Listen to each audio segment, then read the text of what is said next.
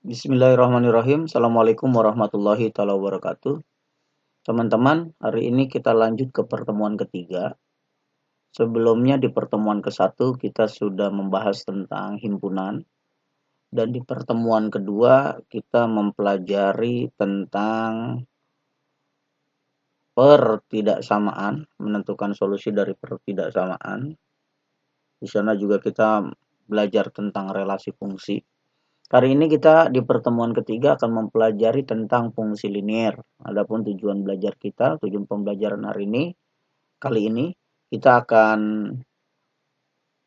coba mengeksplor tentang apa itu konsep fungsi linier, grafik fungsi linier, persamaan fungsi linier, dan hubungan dari dua garis lurus. Oke, teman-teman mudah-mudahan masih ingat ya tentang fungsi linier. Jadi sebuah fungsi dikatakan linier sebetulnya kalau dalam polinom dia punya bentuk umum seperti ini. Dia punya bentuk umum kalau dia linier. Jadi sebuah fungsi f(x) dikatakan linier itu jika memenuhi persamaan ini, ax tambah b. Yang membuat dia dikatakan linier itu dimana ya tentu saja x-nya tidak sama dengan 0 ya. Kalau x-nya 0 nanti dia jadi konstanta b aja. AB-nya real ya. AB-nya real. Kita udah belajar sistem bilangan juga di pertemuan kedua. Nah, teman-teman di sini perlu dilihat bahwa x lah yang menentukan di linier atau enggak. Kita lihat di sini x pangkatnya pangkat 1 ya. Dan kalau kita gambarkan pada sebuah grafik, dia akan memenuhi grafik garis lurus, line bahasa Inggris, linear ya. Ini kalau saya lihat di sini, saya gunakan biasanya Wolfram alpha. Jadi untuk ax plus b, kita misalkan ax plus b, kita enter, kemudian kita lihat di sini. Di sini menggambarkan sebuah garis ya, line, dimana a-nya tidak 0. Solusi untuk x untuk ax plus b ini ternyata min b per a, akarnya ya, kita sebut solusi ya. Kalau dimana a sama dengan 0 nanti b-nya juga sama dengan 0 gitu. Maka kenapa dia tidak boleh sama dengan 0 gitu. Untuk a sama dengan 0 dan b sama dengan 0 itu domainnya real, turunannya integralnya kita tidak sampai ke sana dulu. Yang jelas ketika kita input tadi yang saya sampaikan ax plus b, x-nya ini pangkat 1, dan kalau di grafik dia akan menjadi sebuah garis, gambar sebuah garis. Nah, gitu ya. Untuk persamaan linear sendiri, teman-teman perlu ingat bahwa ada postulat dari Euclid. Ada postulat itu kebenaran yang dibuktikan dalam dirinya sendiri, atau terima aja dulu begitu. Sebuah kebenaran yang harus kita terima, postulat dalam matematika, Euclid. Itu dalam geometri, dia bilang gini, dari dua buah titik bisa ditarik satu buah garis. Dari dua buah titik bisa ditarik satu buah garis. Jadi kalau di sini ada titik A, di sini ada titik B, saya bisa membuat satu buah garis. Kalau dari satu titik, wah ini peluangnya sangat banyak. Ada tak hingga titik bisa kita tarik. Ada tak hingga titik ya. Gitu. Dan kalau dia merapat, itu bisa jadi sebuah lingkaran dengan area yang tertutup ya. Gitu. Artinya sangat tak hingga banyaknya garis pada sebuah titik gitu. Nah, karena linear ini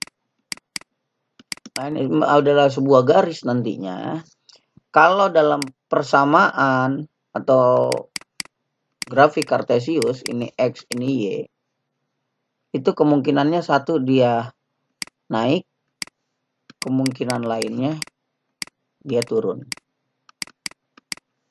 Nah, kasus seperti ini kita sebut gradiennya positif, dia nanjak terus.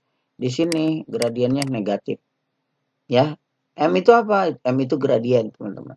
Atau kita lihat dulu, mengingat teman-teman di SLTA dulu bahwa ada sebuah persamaan garis lurus, kita sebut PGL. Ini bentuk umumnya persamaannya itu Y sama dengan MX ditambah C. di mana Y-nya variabel terikat, X-nya variabel bebas, M-nya gradien atau kemiringan, dan C-nya adalah konstanta gitu. Nah, di sini ada M mempunyai peran ya teman-teman. Kalau M-nya lebih besar 0, tadi saya katakan dia akan naik. Kalau M-nya kurang dari 0 atau dia negatif, itu dia akan turun grafiknya, garisnya itu. Oke, kita coba menggambar kurva fungsi linier. Ingat tadi kalau gambar kurva fungsi linier, karena ini hubungan dengan line, dengan garis, ini postulat Euclid harus kita ingat bahwa dari dua buah titik dapat ditarik satu buah garis. Jadi kalau kita mau gambar kurva, dulu zaman SLTA itu ya mesti kita punya dua titik dulu. Gitu. Titik-titik yang mau kita cari, kalau dari sebuah persamaan, setidaknya yang paling gampang itu yang memotong sumbu X. Kenapa? Ini yang paling gampang dan memotong sumbu Y ini paling gampang. Karena gini, kalau dia memotong sumbu X sudah dipastikan nilai Y-nya 0. Begitupun kalau dia memotong sumbu Y, sudah dipastikan nilai X-nya 0. Gitu. Ya. Ini yang turun, ini M-nya kurang dari 0, ini yang naik, M-nya lebih besar dari 0. Nah, berikut ada langkah-langkah menggambar kurva fungsi linear, teman-teman. Tentukan titik potong terhadap sumbu X, maka Y-nya yang 0. Kalau Y-nya kita nolkan, maka kita dapat nilai X. Kalau kemudian kita cari titik potong sumbu Y, maka X-nya yang kita nolkan nanti dapat nilai Y. Nah, kita letakkan dua titik tersebut di bidang kartesius, kemudian kita tarik garis tersebut. Misal, gambarkan kurva dari persamaan ini. Y sama dengan 2X min 6. Nah, teman-teman lihat di sini. Pertama kita cari titik potong terhadap sumbu X. Pokoknya kalau terhadap sumbu X titik potongnya, maka Y-nya 0. Kita bikin nilai Y-nya 0. Persamaan itu kan Y sama dengan 2X min 6. Kita bikin Y-nya 0. Di sini 2X min 6. Min 6 pindah ruas jadi 6. Sama dengan 2X. 2 kali berapa yang hasilnya 6. Atau X-nya solusinya adalah 3. Ya, kita lihat. Oh, ternyata X-nya sama dengan 3. Karena 6 dibagi 2 kan 3 ya. Tadi berapa? Tadi apa? Kapan titik potong terhadap sumbu X terjadi? Kalau Y-nya 0. Berarti titik itu kan X, Y. Berarti X-nya 3, Y-nya 0. Dapat kita titiknya. Jadi titik potong terhadap sumbu Y. Nah, sumbu X tadi Y-nya 0. Nah, sekarang yang kedua. Kita mau cari titik potongnya terhadap sumbu Y. X-nya yang kita bikin 0. Kalau tadi Y-nya kita bikin 0, sekarang X-nya. Y sama dengan 2X min 6. Y sama dengan X-nya 0. Berarti 2 dikali 0 dong. Dikurangi 6. Hasilnya negatif 6. Jadi koordinatnya X, Y-nya itu kan X-nya 0. Y-nya negatif 6. Kita udah punya dua titik nih. 3,0 itu letaknya di sumbu X. 0, negatif 6 letaknya di sumbu Y. Sebenarnya kalau kita lihat grafik. Ini kan 2 ini gradiennya positif. Berarti mesti dia naik. Mesti dia naik. Nah, dari negatif 6 ke 3 mesti dia naik. Ini grafiknya teman-teman. Saya akan ulang ya. Saya akan ulang. Untuk menggambar grafik atau kurva linier, untuk Y sama dengan 2X negatif 6. Cek ini, perhatiin teman-teman, ini M-nya lebih besar 0, mesti gambar grafiknya itu dia akan ke sana. Ya, pasti akan ke sana, terserah lah. Mau pokoknya dia naik. Ini kasusnya. Nah, kemudian teman-teman, untuk menggambar dua buah garis, Euclid bilang cari dua titik. Titik yang paling gampang adalah titik potong. Dulu kita sebutnya titik potong. Titik potong ya, potong. Ada dua. Kalau titik potong terhadap sumbu X, maka Y-nya yang kita bikin 0. Maka Y-nya yang kita bikin 0. Akibatnya apa? Y sama dengan 2X min 6. Sekarang Y-nya kita bikin 0. Berarti kita dapat 2X min 6.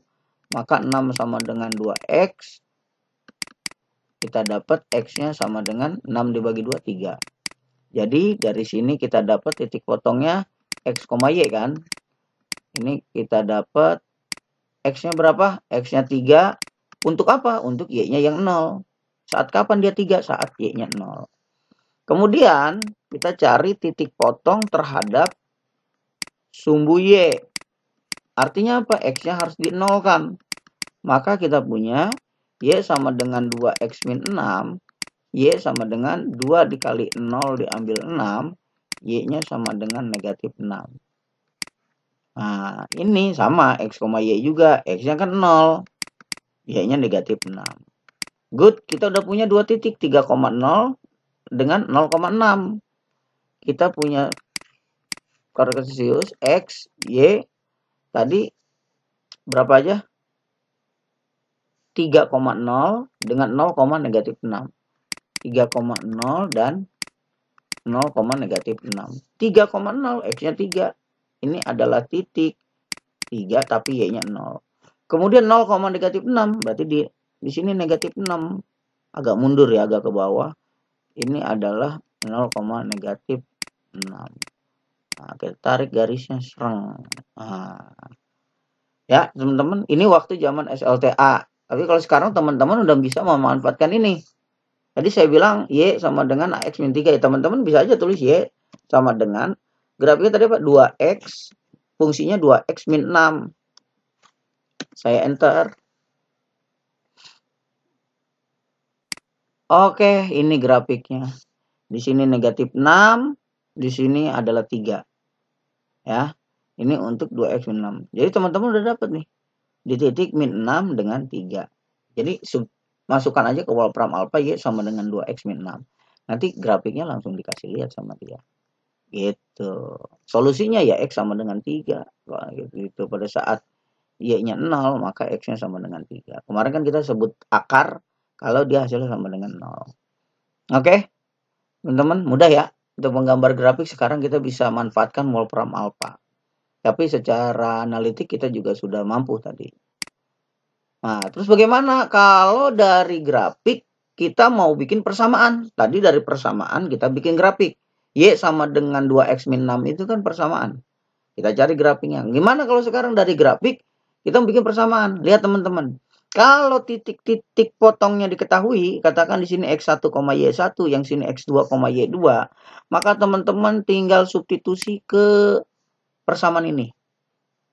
Ya, persamaan ini. Y dikurangi Y1 per X dikurangi X1 sama dengan Y2 dikurangi Y1 per X2 dikurangi X1. Nanti teman-teman dapat persamaannya. Contoh-contoh. Garis yang melalui titik 3, min 4 dan 2,6. Tentukan persamaan garisnya, persamaan garis lurus tersebut. Lihat di sini X1-nya 3, Y1-nya negatif 4, X2-nya negatif 2, Y2-nya 6. Maka kita langsung substitusikan Y min. Y1-nya adalah min 4, X1-nya 3, Y2-nya negatif 6, Y1-nya negatif 4, X2-nya negatif 2 ya. Itu tinggal substitusi, nanti kita dapat persamaannya seperti ini. Jadi Y sama dengan MX plus C. Balik lagi ke yang tadi. Y sama dengan MX plus C. Gitu. Jadi kalau teman-teman runtut jawabannya seperti itu. Kita coba ya. Kita coba 3 min 4 titiknya itu. Kalau tadi dari persamaan ke garis, sekarang dari grafik ke persamaan ya. Grafik ke persamaan. Yang pertama 2 titik ya. 2 titik potong. Jadi ada 2 titik nih. Ada 2 titik. Katakan X1, Y1 dan X2, Y2. Maka kita punya persamaannya Y min Y1, X min X1 sama dengan Y1 min Y2 dikurangi X1 dikurangi X2. Atau terbalik ya. Nah, kita lihat. Oh ya, 2 dikurangi 1. Ini. Biar kita sesuai dengan teks dulu. 1, X2 dikurangi X1 ya. Contoh. Ekspor titik potongnya itu tadi di 3 min 4. 3 min 4 dengan negatif 2, 6. Maka Y diambil Y1 ini kan berarti X1, Y1. Ini berarti X2, Y2. Y diambil Y1 min 4 per X diambil X1 3 sama dengan Y2 6 diambil Y1 negatif 4 per X2 negatif 2 diambil 3. Maka saya punya Y sama dengan min kali min. Jangan Y sama dengan dulu. Y plus 4 per X min 3 sama dengan 6 ditambah 4, 10. Min 5. Maka saya punya di sini Y plus 4 sama dengan 10 dibagi min 5 itu kan negatif 2. Dikali ini bagian pindah ruas jadi X min 3. Jadi perkalian ya. Jadi ini dibagi ini pindah ruas atau kali silang. Dapatlah ini dibagi ini tetap ini ya. Min 2. Maka Y plus 4 sama dengan min 2X min kali plus. Plus berapa? Min kali min plus 2 kali 3, 6. Maka Y-nya sama dengan negatif 2X. 4 pindah ruas jadi negatif plus 2. 2X plus 2. Negatif 2X plus 2. Gitu. Itu solusinya. Negatif 2X plus 2. Nah ini kalau kita gambarkan, mesti dia jadi grafik ini. Grafik yang melalui 3, min 4 dan min 2,6. Jadi kita coba gambar Y sama dengan min 2X plus 2 ya. Y sama dengan 2X plus 2. Di sini Y sama dengan negatif 2X plus 2. Kita lihat, harus dia melewati titik 3, min 4. Nah, ini teman-teman, grafiknya dia seperti ini nih. Y sama dengan min 2X plus 2. Gitu. Kita lihat tadi min 2X plus 2. Dia bilang melalui 3, negatif 4 dan melalui negatif 2,6. Mana tadi grafiknya? Nah, di sini pasti ada titik 3, nanti 3 sebelah sini ya. 3 sebelah sini terus nanti akan ada titik tadi. Jadi ini udah jelas ke bawah ya, karena M-nya negatif kan, negatif 2 itu M-nya negatif, gradiennya negatif, makanya dia ke bawah. Nanti kita akan ketemu titik di sini, titik 3, sekian.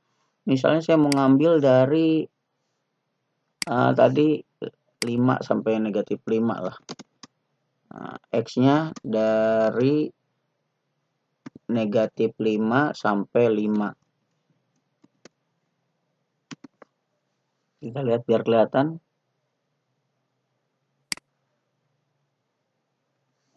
Yang nggak mau mungkin langsung kurung biasa. Oh, lupa saya kurung siku ya. Kita input sebagai kurung siku. Dia juga nggak mau.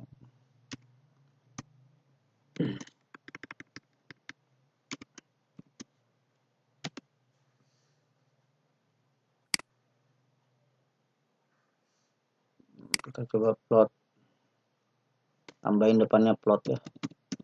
Plot ini ininya berarti siku.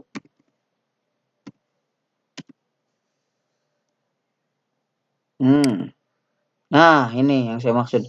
Jadi ketika kita mulai dari 3, maka di sini titik potongnya dengan min 4. Tuh, sebelum 5 kan, min 4 kan. Min 4 dengan 3 tuh di sini.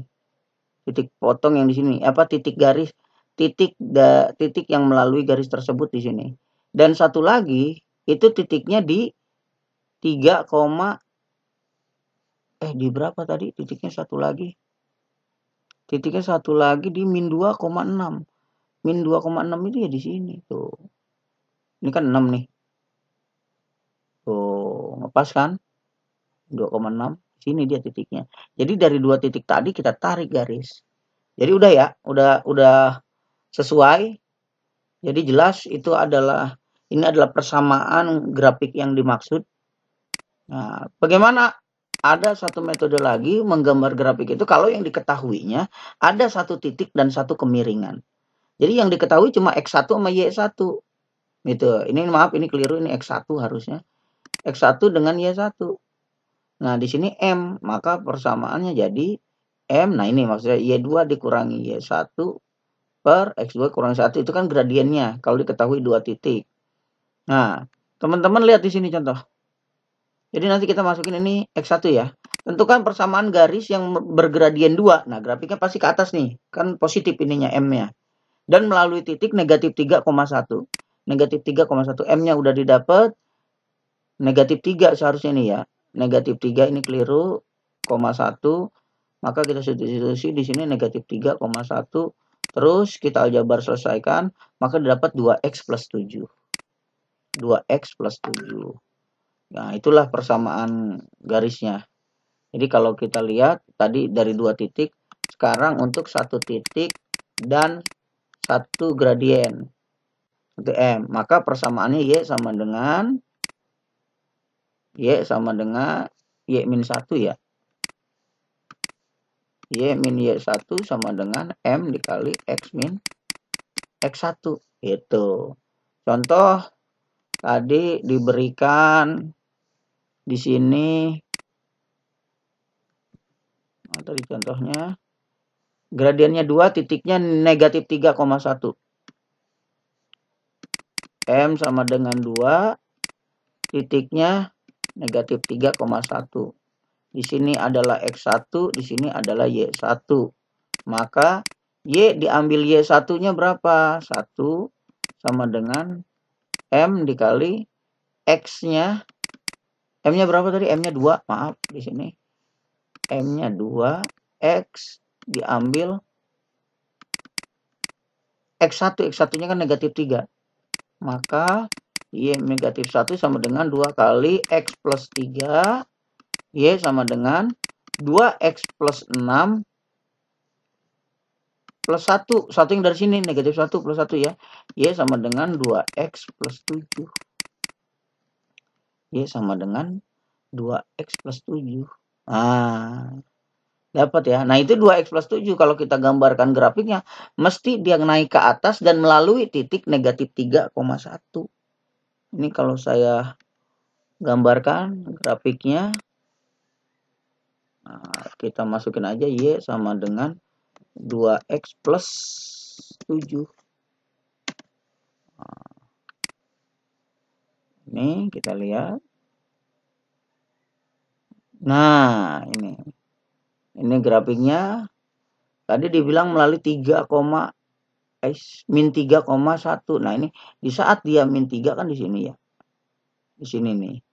Min 3 di sini pasti dia di sini angkanya 1. Ini di Y-nya 1, di X-nya min 3, ketemulah dia di sini. Nah, dia naik ke atas karena M-nya kan 2. Itu teman-teman. Kira-kira cukup jelas ya. Kita ngerubah dari grafik ke persamaan udah, persamaan ke grafik udah. Nah, ternyata ada hubungan 2 garis, teman-teman, 2 garis lurus. Kapan dia disebut berimpit? 2 garis lurus akan saling berimpit kalau persamaan garis yang satu merupakan kelipatan persamaan garis yang lain. Nah, misal saya punya dia kapan berhimpit? Hubungan nih. Hubungan 2 garis. Dia berimpit kalau kelipatan. Misalnya contoh, ini yang berhimpit ya. Berhimpit. Saya tadi punya Y sama dengan yang ini aja. 2X plus 7. Nah, ini akan sama dengan ketika saya kali 2. 2Y sama dengan 4X plus 14. Ini akan berimpit dia jadinya. Garis ini dan garis ini akan berimpit. Karena semuanya dikali 2 kan. Gitu. Ya. Karena semuanya dikali 2. Karena begitu dia bilang merupakan kelipatan. Jadi kelipatan 2 dikali 2 tadi kelipatan 3, kelipatan seterusnya dia akan berhimpit nanti grafiknya. Gitu. Terus 2 garis dikatakan sejajar kalau M1 sama dengan M2, kemiringannya sama.